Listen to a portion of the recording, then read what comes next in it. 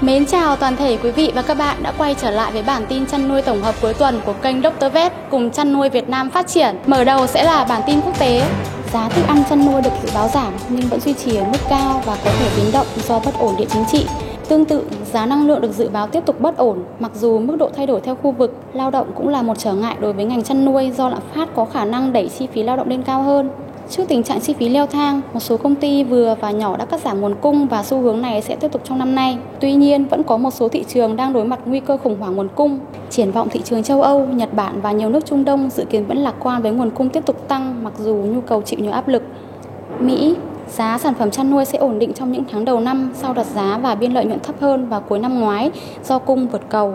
Giá một số mặt hàng thịt như gia cầm trong suốt nửa đầu năm 2023 có thể thấp hơn mức trung bình của cùng kỳ năm ngoái, nhưng cao hơn mức trung bình của 5 năm qua. Tốc độ tăng trưởng sản xuất gia cầm tại Mỹ cũng chững lại khi nguồn cung thịt bò giảm mạnh, nhưng giá gia cầm sẽ có xu hướng cao hơn vào nửa cuối năm nay. Cuối tháng 12 năm 2022, Rabobank cũng dự báo các hãng chăn nuôi tích hợp tại Mỹ đã ổn định sản xuất nên giá cả kỳ vọng ổn định trong quý 1 năm 2023. Tốc độ tăng trưởng của ngành chăn nuôi Mỹ nửa đầu năm 2023 sẽ khiêm tốn do áp lực chi phí thức ăn nhưng sẽ phục hồi mạnh hơn vào nửa cuối năm. Tuy nhiên, hoạt động xuất khẩu vẫn còn đối mặt nhiều thách thức. Thái Lan, ngành gia cầm là điểm sáng của chăn nuôi Thái Lan. Trong năm qua, với hầu hết các công ty hàng đầu đều đạt kết quả hoạt động khả quan trong quý 3. Xuất khẩu gia cầm trong quý 3 năm 2022 đạt kỷ lục 285.000 tấn, nhờ nhu cầu mạnh mẽ từ châu Âu, Singapore và Nhật Bản. Ngành gia cầm Thái Lan hưởng lợi từ thị trường nội địa đang khát và ngành chăn nuôi heo gặp khó. Năm nay, ngành gia cầm Thái Lan dự kiến tăng trưởng 2-3%, thấp hơn xu hướng trung bình dài hạn trước đại dịch là 5-8%.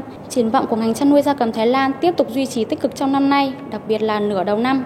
Tuy nhiên, nửa cuối năm có thể đối mặt tình trạng cung vượt cầu. Nhu cầu tiêu thụ thịt nói chung và thịt gia cầm nói riêng trên thế giới dự báo duy trì ở mức cao đã mang lại cơ hội cho Thái Lan, trong khi giá thức ăn tại đây cũng bắt đầu hạ nhiệt. Tuy nhiên, Rabobank cho rằng ngành chăn nuôi Thái Lan có nguy cơ khủng hoảng nguồn cung khi có quá nhiều dự án dàn trải và mở rộng chăn nuôi ồ ạt.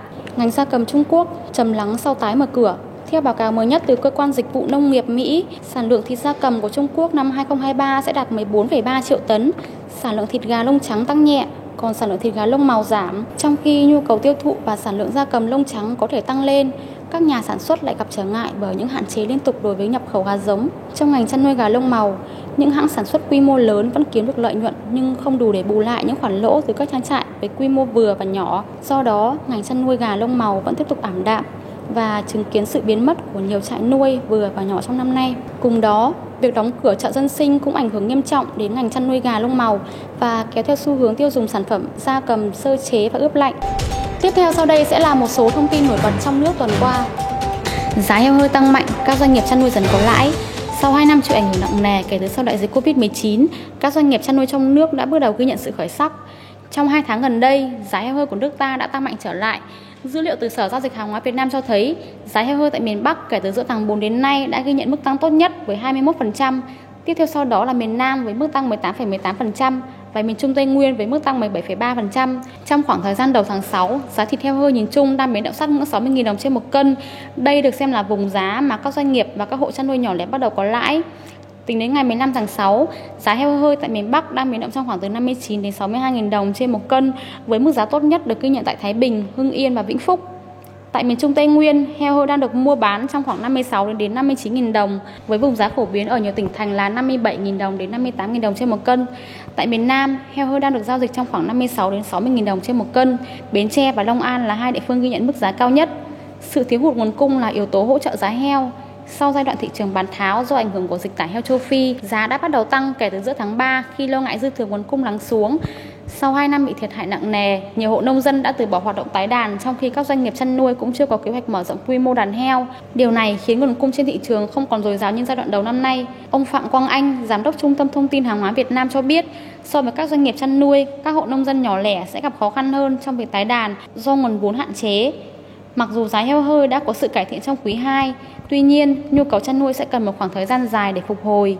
Bên cạnh thiếu hụt nguồn cung, kỳ vọng giá thịt cải thiện trên thị trường thế giới cũng hỗ trợ giá heo hơi của nước ta. Áp lực về chi phí nguyên liệu dự báo sẽ giảm bớt. Bên cạnh nhu cầu tốt, việc giá nông sản hạ nhiệt từ đầu năm cũng sẽ hỗ trợ ngành. Đặc biệt là khi khoảng 75% nguồn cung nguyên liệu thức ăn chăn nuôi của nước ta phụ thuộc vào nhập khẩu, và nước ta phần lớn nhập khẩu ngô từ Brazil và Argentina. Theo báo cáo cung cầu nông sản thế giới tháng 6, Bộ Nông nghiệp Mỹ đã nâng dự báo sản lượng ngô niên vụ 2022-2023 của Brazil lên mức 132 triệu tấn, từ mức 130,93 triệu tấn trong báo cáo trước, trong khi duy trì dự báo sản lượng niên vụ mới ở mức 129 triệu tấn. Đối với Argentina, sản lượng ngô và đậu tương niên vụ 2023-2024 cũng được dự báo sẽ cải thiện đáng kể so với niên vụ hiện tại. Nguồn cung nông sản gia tăng có thể khiến cho các mặt hàng nguyên liệu thức ăn chăn nuôi duy trì đà giảm trong nửa cuối năm nay, giúp các doanh nghiệp không còn phải đau đầu với bài toán chi phí. Trong bối cảnh lạm phát dần được kiểm soát, nhu cầu tiêu thụ thịt heo của nước ta nhiều khả năng sẽ cải thiện rõ rệt. Kết hợp với việc giá các mặt hàng nguyên liệu thức ăn chăn nuôi hạ nhiệt so với năm ngoái, ngành chăn nuôi nước ta có thể sẽ ghi nhận sự phục hồi đáng kể trong nửa cuối năm nay, ông Phạm Quang Anh nhận định. Bình tĩnh cùng nhau, khó khăn trong ngành chăn nuôi gia cầm dần tháo gỡ. Theo Thạc sĩ Nguyễn Thanh Sơn, khó khăn của ngành gia cầm nước ta hiện nay là tổng hợp nhiều nguyên nhân, đó là sự bất cập mang tính hệ thống trong sản xuất và thương mại của ngành chăn nuôi nói chung và gia cầm nói riêng. Mâu thuẫn lớn giữa sự phát triển của lực lượng sản xuất và quan hệ sản xuất đã phát sinh từ nhiều năm nay trong ngành gia cầm. Quan hệ sản xuất đã không theo kịp sự phát triển của lực lượng sản xuất. Các chủ thể chính trong sản xuất ngành gia cầm là nông hộ, doanh nghiệp nội và doanh nghiệp FDI có chênh lệch lớn về năng lực tổ chức sản xuất và thương mại, cho nên sự phát triển phát sinh các mâu thuẫn.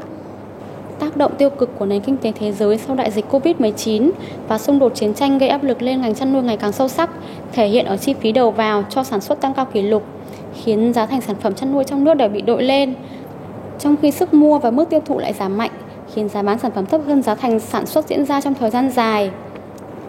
Riêng ngành gia cầm Việt Nam còn bị sức ép lớn của sản phẩm gia cầm nhập khẩu giá rẻ từ các quốc gia mà nước ta đã ký hết các hiệp định thương mại tự do. Ngoài ra, tình trạng nhập lậu sản phẩm gia cầm cũng góp phần